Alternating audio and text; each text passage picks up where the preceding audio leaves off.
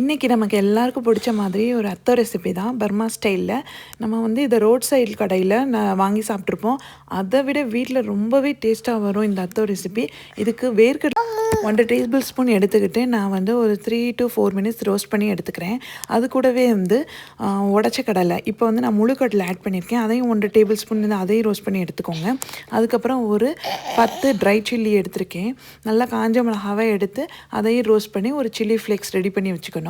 இதுக்கப்புறம் வந்து சென்னா தால், அதாவது நம்ம கடலைப்பருப்பு இருக்குல்ல, அதை வந்து ஒரு 1/4 கப் எடுத்து நல்லா சோக் பண்ணி எடுத்துக்கோங்க. அந்த சோக் பண்ணதை வந்து அதில் வந்து ஒரு 4 டேபிள் ஸ்பூன் மட்டும் எடுத்து மிக்ஸி ஜாரில் போட்டு ஒரு ட்ரை சில்லி 2 பூண்டு அதை எடுத்து இந்த மாதிரி அரைச்சி வச்சுக்கணும். இப்போ நம்ம வந்து ஒரு வடை செய்ய போகிறோம். அதுக்கு வந்து அரிசி மாவும் இப்போ நம்ம அரைச்சி வச்சுருந்த கடலைப்பருப்பையும் ஊற வச்சுருந்த கடலைப்பருப்பையும் சேர்த்து கொஞ்சமாக சால்ட்டு போட்டு கொஞ்சமாக வாட்டர் ஆட் பண்ணி ஒரு மிக்சர் ரெடி பண்ணி வச்சுக்கணும். இந்த வடை தான் நம்ம வந்து அத்தோவில் சேர்க்க போகிற அந்த கிறிஸ்பி பார்த்து ரொம்பவே டெலிஷியஸாக இருக்கும். இது வரைக்கும் யாரும் அத்தை சாப்பிட்லன்னா நீங்கள் வீட்டிலே செஞ்சு ட்ரை பண்ணி பாருங்கள். நான் ஃபஸ்ட் டைம் வீட்டில் செஞ்சு ட்ரை பண்ணி பார்த்தேன். சூப்பராக இருந்துச்சு. எண்ணெயில் இந்த மாதிரி போட்டு நல்லா கிறிஸ்பி ஆகிற அளவுக்கு ஃப்ரை பண்ணி எடுக்கணும். இந்த வடை வந்து நம்ம வந்து கடலைப்பருப்பு வடை இருக்குல்ல, அது மாதிரி தான் டேஸ்ட் இருக்கும். பட் அந்த க்ரன்ச்சினஸ் தான் இதோடைய டேஸ்ட்டே. நம்ம அந்த அத்தை கூட சேர்த்து இந்த க்ரன்ச்சியான பார்ட்டையும் போட்டு சாப்பிட ரொம்பவே டேஸ்ட்டாக இருக்கும்.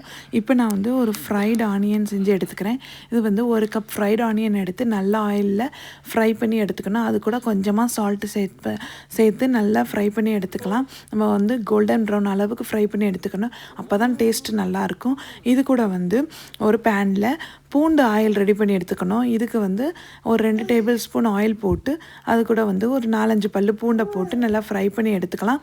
இதுக்கூட வந்து நான் வந்து ஒரு லெமன் சைஸ் புளியை வந்து ஒரு 15 நிமிஷம் வேக வச்சு எடுத்திருக்கேன். அது கூட வந்து ஒரு உப்பு தண்ணியும் சேர்த்து எடுத்திருக்கேன்.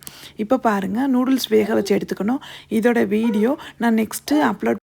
ஹாய் காய்ஸ், இன்றைக்கி அத்தாவோட பார்ட் 2 வீடியோ தான். நூடுல்ஸை வந்து நம்ம நல்லா சுடு தண்ணியில் வேக போட்டு எடுத்து வச்சுக்கணும். நமக்கு இதுக்கு வந்து செப்பரேட் நூடுல்ஸ் மட்டும் ஸ்பெகத்தி மாதிரி அந்த மாதிரி ஏதாவது எடுத்துக்கோங்க. இந்த பாருங்கள், இப்போ வந்து ஸ்பெகத்தி நான் வந்து ஒரு வெங்காயத்தை நல்லா நீல வாக்கில் வெட்டி வச்சுருக்கேன்.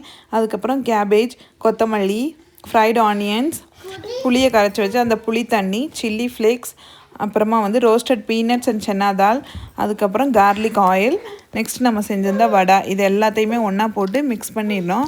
இப்போ நூடுல்ஸ் கூட கேபேஜ் ஆட் பண்ணிவிட்டு ஆனியன் நீல வாக்கில் கட் பண்ணி வச்சுருக்கேன், அதையும் ஆட் பண்ணிக்கிறேன். அதுக்கப்புறம் கொஞ்சமாக கொத்தமல்லி இலையை எப்படி தூவி விட்டுக்கோங்க. ஃப்ரைடு ஆனியன்ஸ், இப்போ வந்து நம்ம சேர்க்குற எல்லா பொருளுமே சேர்க்கணும், அப்போ தான் டேஸ்ட் நல்லாயிருக்கும். ரோஸ்டட் பீனட்ஸ் அண்ட் சென்னா தால், அப்புறம் சில்லி ஃப்ளேக்ஸ் கொஞ்சம் ஆட் பண்ணிக்கோங்க. அதுக்கப்புறம் கொஞ்சமாக புளித்தண்ணியும் நமக்கு தேவையான அளவு போட்டுக்கலாம்.